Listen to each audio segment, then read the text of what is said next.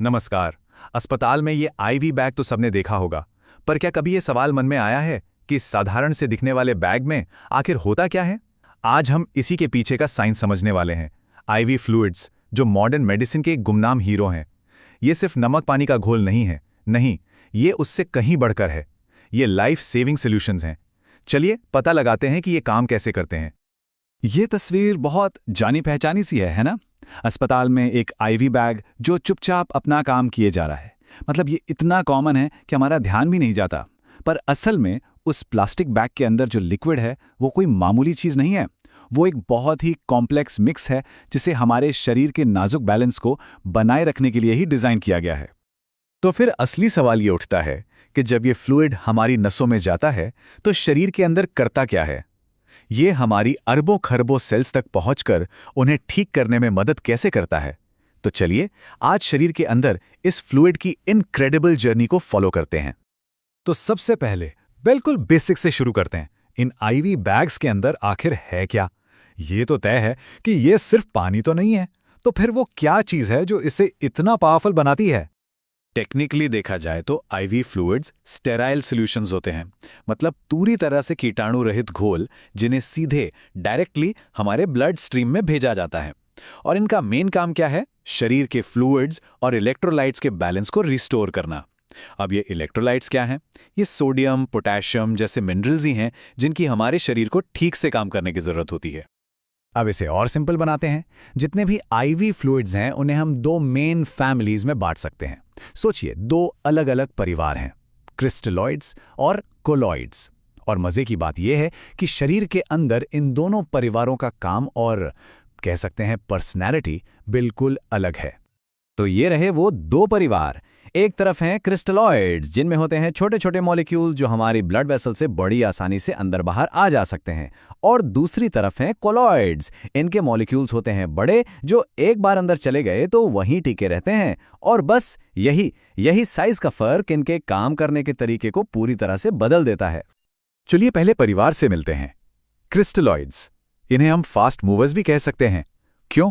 क्योंकि इनके छोटे छोटे मॉलिक्यूल्स इन्हें ब्लड वेसल्स और हमारी सेल्स के आसपास की जगह के बीच बड़ी तेजी से मूव करने देते हैं। अच्छा, अब क्रिस्टलॉइड्स को ठीक से समझने के लिए एक बहुत इंपॉर्टेंट कॉन्सेप्ट को समझना होगा, जिसे कहते हैं टोनिसिटी। सुनने में टेक्निकल लगता है पर है बड़ा सिंपल।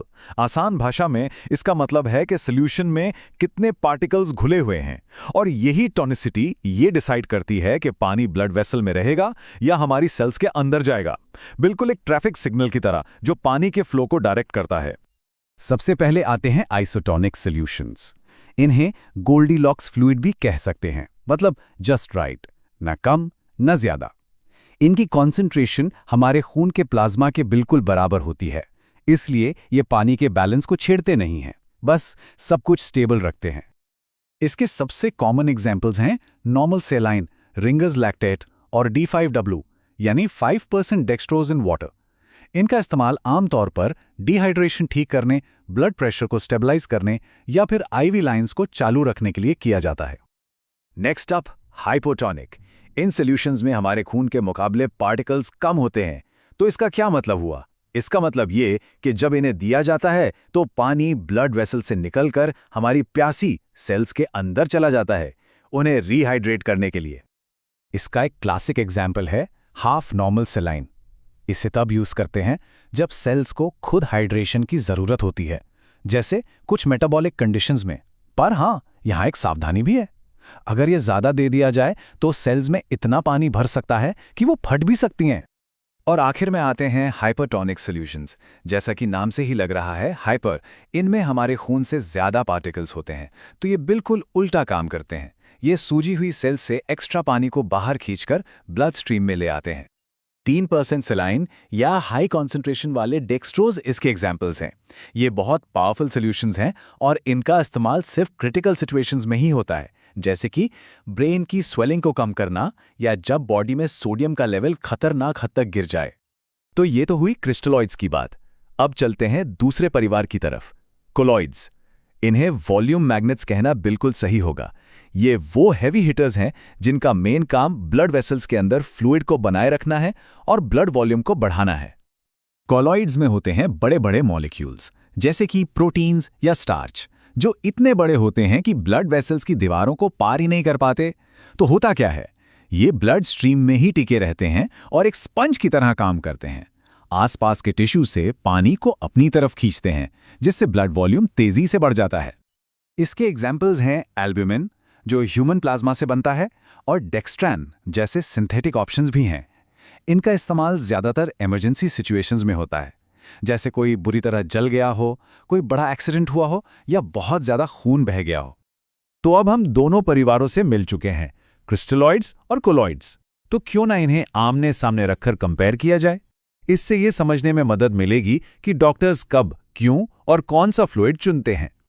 तो सवाल ये है कि जब हालात नाजुक हों तो डॉक्टर क्या चुनते हैं, तेज और सस्ते क्रिस्टलॉइड्स या फिर पावरफुल लेकिन महंगे कोलॉइड्स?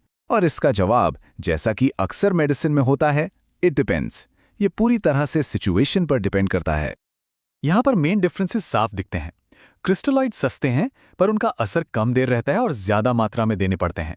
दूसरी तरफ कोलॉइड्स महंगे हैं पर उनका असर देर तक रहता है और कम मात्रा में भी ज्यादा इफेक्टिव होते हैं। तो नॉर्मल डिहाइड्रेशन के लिए क्रिस्टलॉइड्स बढ़िया हैं, लेकिन सीवियर शॉक या ब्लड लॉस जैसी स्थिति में कोलॉइड्स जान बचाने का काम कर सकते हैं। पर एक बात याद रखना बहुत जरूरी है, ये फ्लूइड्स बहुत पावरफुल दवाएं हैं। आईवी फ्लूइड देना सिर्फ एक बैग टांग देना नहीं है, ये उससे कहीं ज्यादा है। इसके लिए स्किल चाहिए, नॉलेज चाहिए और लगातार मॉनिटरिंग की जरूरत पड़ती है। इसके कुछ सुनहरे नियम हैं। पहला, हमेशा डॉक्टर के ऑर्डर को डबल चेक करें। दूसरा, इन्फेक्शन से बचने के लिए सब कुछ पूरी तरह स्टेराइल होना चाहिए। और तीसरा, पेशेंट को फ्लूइड ओवरलोड के साइंस के लिए केयरफुली मॉनिटर करते रहें। फ्लूइड ओवरलोड मतलब शरीर में जरूरत से ज्यादा फ्लूइड हो जाना। ये सब कुछ सही बैलेंस बनाने के बारे में ही है।